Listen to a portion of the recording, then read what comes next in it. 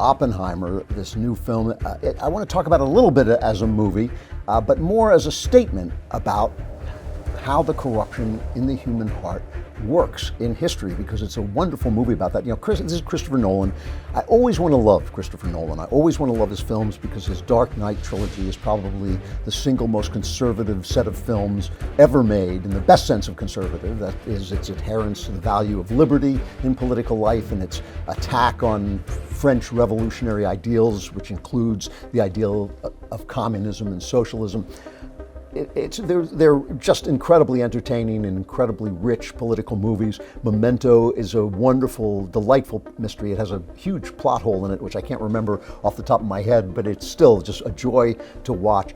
But I have to be honest and say, I don't think Nolan has made a really great movie, a really good movie, since the Dark Knight trilogy. I want to watch Inception again because I enjoyed the premise, and then I thought it kind of lost its way, but it might be better than I remembered. Interstellar was very flash, but I thought it was badly plotted and kind of absurd and not very rich emotionally. I haven't seen Tenet because everyone I knew said it was incomprehensible. The biggest disappointment for me was Dunkirk, because this is a movie about one of the most inspiring moments in recent human history, and it really, I thought, fell flat and didn't have any kind of emotional valence to it at all. But Oppenheimer changes all that. It is a wonderful film. I'm not going to say it's a great film, but it is a terrific film. And it's like everything, it's probably too long, but it doesn't feel long. It's 3 hours long, but it doesn't feel very long. It's deeply felt. It has a certain cool even-handedness about it that brings it to life. And also, you know, a lot of what a director does, we talk about the kind of visuals and the angles and all that. Some of that goes to the assistant director, but a lot of what a great director does is he works with actors, and some of the performances in this are almost supernatural. Cillian Murphy is the lead. He plays J. Robert Oppenheimer, and his performance is unbelievably great. It is a truly great film performance. Robert Downey Jr., who plays his nemesis, his political nemesis, Louis Strauss, they just turn in these unbelievable performances of subtlety and depth. I just love them. I don't want to talk too much about the story. I mean, you know, it's obviously about the Manhattan Project, where they build the atomic bomb. They're trying to build the atomic bomb before Hitler can, and they're all under this tremendous pressure, and that creates moral questions because they're building this thing that's going to wipe people out. Matt Damon plays the Army Corps of Engineers officer who directs the project, and Oppenheimer he's largely a theoretical physicist, and he comes in and says, you know, there's a small possibility that this bomb could cause a chain reaction that will destroy the entire world, that once you split the atom, it'll just split everything. Here's a brief scene from the film Cut 13. Are we saying there's a chance that when we push that button, we destroy the world? Chances are near zero. Near zero. What do you want from theory alone? Zero would be nice. So that's the pressure they're under, and it really is dramatic. And Oppenheimer is a womanizer, and he's you know, an interesting, very even disturbed character. The story begins with Oppenheimer as this troubled, he's a brilliant man, but he's fascinated by quantum physics. And quantum physics is what I really want to talk about in a way, because it's a remarkable new insight into the world, into the material world, and the very insight that leads to the bomb, really, which is Einstein's E=mc², suggests something different than anything anybody had thought of before, which is that matter and energy are basically interchangeable. They're basically the same thing. And as quantum physics was developed by all these brilliant physicists who appear in the picture, it begins to show you that the world is not what it looks like to the human eye. To the human eye, it looks like matter is very solid, but to quantum physics, it actually is just forces at play. None of them are solid themselves, but they somehow magically come together to form these seemingly material objects, such as you and me. If you think about it, when you think about empty space, what does that even mean? We don't even know what empty space is exactly. It's just this kind of play of forces. And it suggests, because of the uncertainty of knowing where these forces are and how fast they're moving, and the fact that when we look at them, they suddenly become fixed in place or fixed in time, it suggests that consciousness may play a role in constructing reality, and that gives a special authority to the human experience of life, because it may be that only self-conscious human beings may have the only experience of reality that there is, aside from God's experience of us. And it even suggests, quantum physics even suggests, there are people who totally disagree with this. I'm not saying it's a settled fact, but I'm just saying quantum physics suggests that mind precedes matter. That, in other words, there can't be anything unless it is perceived in some way, that's part of the construction of reality. The reality isn't just there, it has to be there and seen. And that's essentially what Genesis is. Genesis is a consciousness bringing existence into the world. Let there be light. So it's a wonderful kind of combination. Quantum physics suggests, and it suggests this, I'm not saying it proves it, but it hints at the truth, not just of our Western religions, of the Judeo-Christian religion, which says that mind creates matter and that human consciousness, being the image of God, suggests the possibility that God could make himself into a human consciousness. So you would have a guy like Jesus whose mind seems to have power over matter. He can still the oceans, he can heal the diseases, he can make the fish come into the net. That's something that may actually be a possibility raised by quantum physics, but it also gives some kind of credence to Hindu scripture as well, the Bhagavad Gita, which it shows that no one life is independent, but all are part of one life force. My son, Spencer Klavan, no relation, he's writing brilliantly about this now in the Claremont Review and the American Mind and other places. And I said to him the other day, I was reading one of his pieces, and I said, it's really as if we always knew. It's really as if we always knew that our minds were part of reality, and the scientists are just catching up with us now.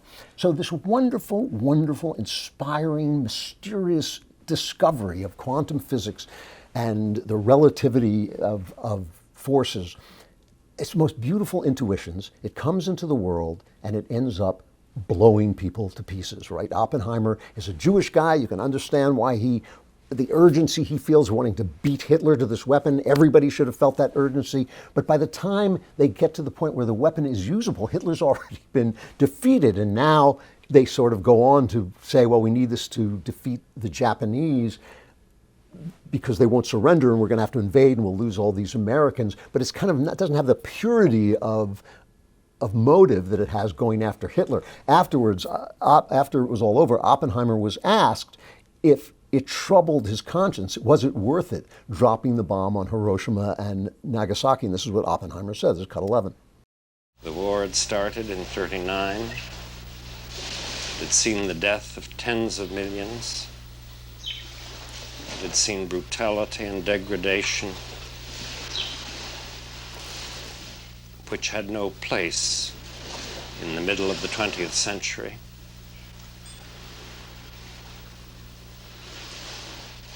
And the ending of the war by this means was certainly cruel, was not undertaken lightly. But I am not, as of today, confident that a better course was then open. I have not a very good answer to this question. I love that line. I have not a very good answer to this question, because there isn't a good answer to this question. In politics, there's the best scene in the movie is the scene where Oppenheimer, after the bomb is dropped, has to make this jingoistic speech to his cheering fellow workers who are waving American flags. The war is over. They've helped win the war. And he makes this jingoistic speech. The Japanese didn't like it. But at the same time, he sees before him the devastation that he's created, and he understands that this is a complex, terrifying moral question. This is not, because it's art, this is the wonderful thing about art, it's not politics where we get into these kind of dumb arguments. Well, the Japanese wouldn't have surrendered. Well, yes, they would have surrendered, and we saved American lives. And no, you didn't save American lives. It was evil, it was good.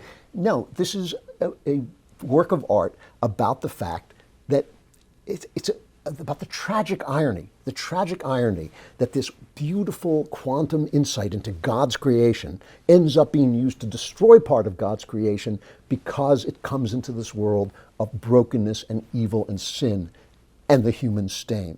Oppenheimer's most famous reaction brings the destruction and the religious insight together. He was asked, what was he thinking when he watched the explosion, the bomb go off in its first test. This is cut 12. We knew the world would not be the same. Few people laughed. Few people cried. Most people were silent. I remembered the line from the Hindu scripture, the Bhagavad Gita. Vishnu is trying to persuade the prince that he should do his duty, and to impress him takes on his multi-armed form and says, "Now I am become death, the destroyer of worlds." I suppose we all thought that one way or another. See, this is why I always return to the arts when we're talking politics, and why I keep saying that politics makes us stupid. It's not, politics is, man is a political animal, as Aristotle said. It's not that we don't have to do politics, not that we don't have a duty to do politics, but we have a duty to step back from politics, go into our churches and go into our novels and into our art museums and all the places where we can see not just beauty, but also complexity, this web of interactions, this brokenness of heart, this striving to be something better than we are, something that we know we were born to be. I mean, I think that this is one of the greatest insights of Christianity, is that the desires of your heart are not necessarily who you are, that there is another nature that you have that we call your spiritual nature, which is better than that, in which the flesh strives toward. And I think that there's a lot of the confusion that we're going through right now is that science has been used to strip us of that spirit, which I think in modern science seems to be more real than this materialist attitude we have, that we're just bodies, that if we want to be a woman, what we got to do is cut off our pieces and dress up in pearls, instead of exploring the way that the human heart touches all kinds of things. There's no marriage in heaven. There's probably less gender importance in heaven, but we don't live in heaven. We live in this moment, in this flesh, in this polluted world. Oppenheimer is an excellent movie. It's an excellent movie because even though it deals with a lot of political issues, after the bomb is dropped, there's a lot of questions about Oppenheimer was a leftist, but he never quite became a communist, and so there are questions about his loyalty, and all of this plays out in this political battle that is very well and entertainingly dramatized.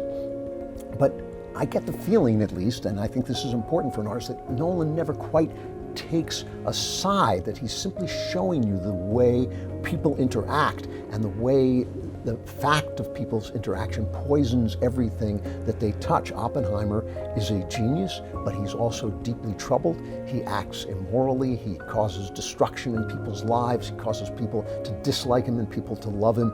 And art doesn't deal in yes and no, and it doesn't necessarily deal, it might deal in good and evil, but it doesn't deal necessarily in right and wrong. It deals, this movie deals, and I think great art deals with the genius and wonder and tragedy and destruction of being a human being in time.